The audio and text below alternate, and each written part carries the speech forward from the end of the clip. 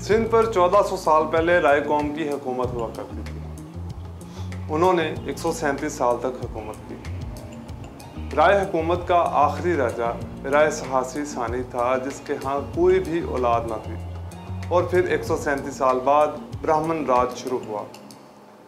राय सहासी के दरबार में एक नायब वजीर था जिसका नाम चिच ब्राह्मण था। राय सहासी की बीवी राय सोंदी अपने दरबार के नायब वजीर चिच के इश्क में गिरफ्तार हो गई। राय सहासी जब बीमार हुआ तो उसने चिच के करीब जाने की कोशिश की और उसको बादशाह बनाने के लिए राय सहासी के तमाम रिश्तेदार जो तख्त के उम्मीदवार थे, सबको उनके अपने ही लोगों के हाथों ये कहकर कत्ल करवा दिया कि जो भी इनमें से किसी को कत्ल करेगा उसके तमाम असासे कत्ल करने वाले की मलकियत होंगे, जिससे चिच की बादशाहत का कोई भी मुखालिफ ना रहा। जब चिच बादशाह बना तो राय सोंदी ने चिच से शादी कर ली, जिससे उनके यहाँ 2 बेटे और 1 बेटी पैदा हुई। बेटे का नाम ताहिर सहासी, दूसरे बेटे का नाम देर सीना और बेटी का नाम बाई रखा। चिच 40 साल हुकूमत करने के बाद जब फौत हुआ तो चिच का भाई चंदन सिंध का राजा बन गया। फिर वो 7 साल तक सिंध का राजा रहा। जब दाहिर सिंध का राजा बना तो उसके ख़ास नजूमियों ने दाहिर से कहा, आपकी बादशाहत को वैसे तो कोई ख़तरा लाहक नहीं, लेकिन आपकी बहन बाई से जो शादी करेगा वो सिंध का राजा बनेगा।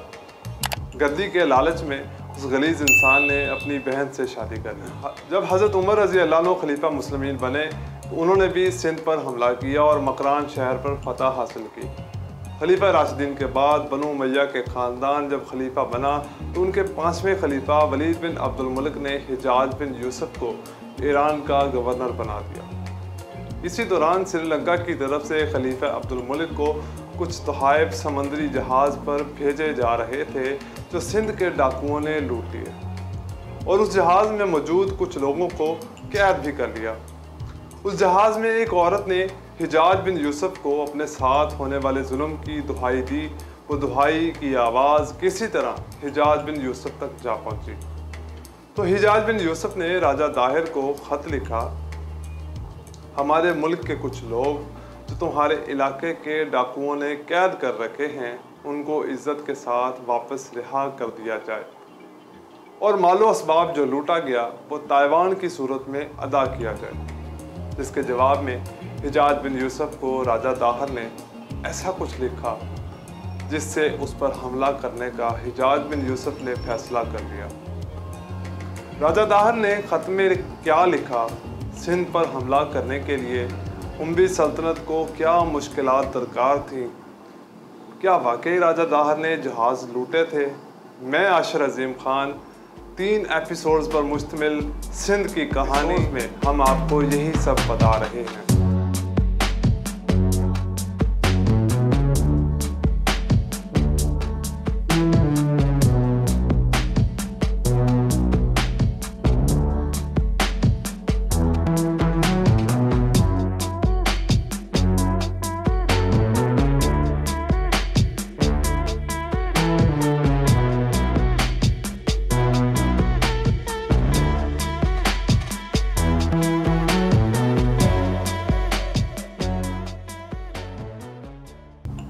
राजा दाहिर ने यह लिखा, समंदरी डाकुओं का काम है जिस पर मेरा जोर नहीं चलता और वो मेरी बात भी नहीं मानते, तो हिजाज बिन यूसुफ ने हमला करवा दिया, जिसकी वजह से उसका महबूब सलार बदील उस हमले में मारा गया।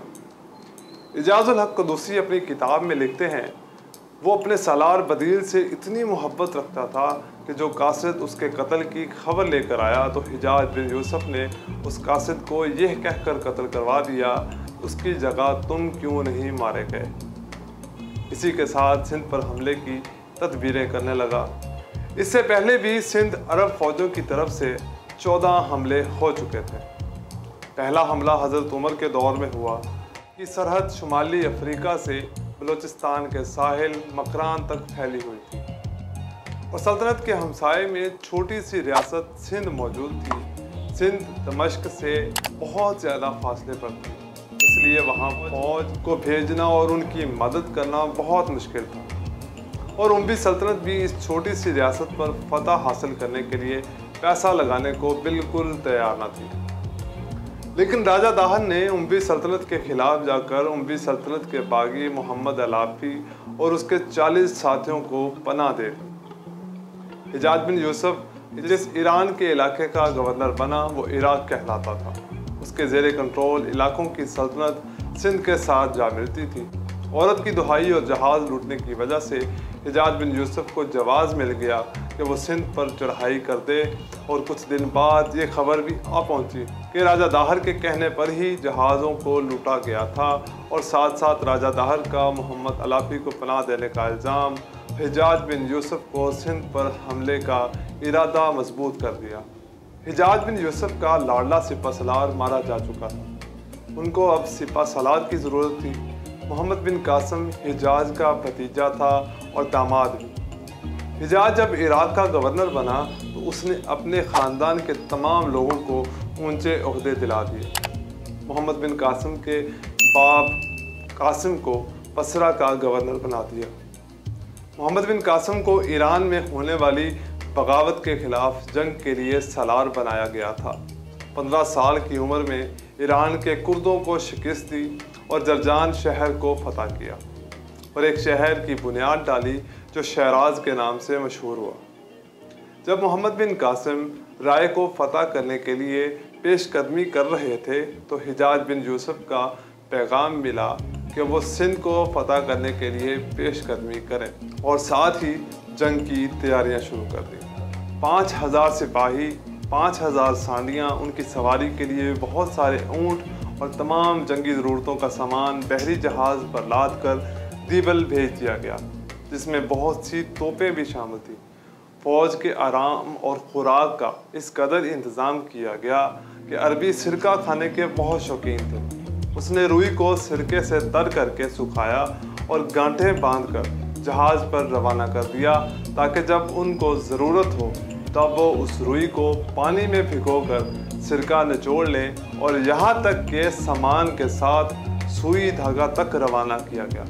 मोहम्मद बिन कासिम शहराज से होते हुए फ़ौज को लेकर मकरान पहुँचे, पंजगोत शहर को फतह किया और उसके बाद लैस बेला को भी फतह कर दिया और कुछ दिन वहाँ क़याम करके दीबल की तरफ रवाना हो गए। दीबल का शहर हिंदुओं के लिए क्यों अहम था, कैसे शहर को फतह किया और मोहम्मद बिन कासिम के साथ सिंध फतह करने के बाद क्या सलूक हुआ, ये सब आपको अगली वीडियो में बताएंगे। अगर आपको ये वीडियो पसंद आए लाइक और शेयर ज़रूर कर दीजिएगा और चैनल को सब्सक्राइब कर दीजिएगा।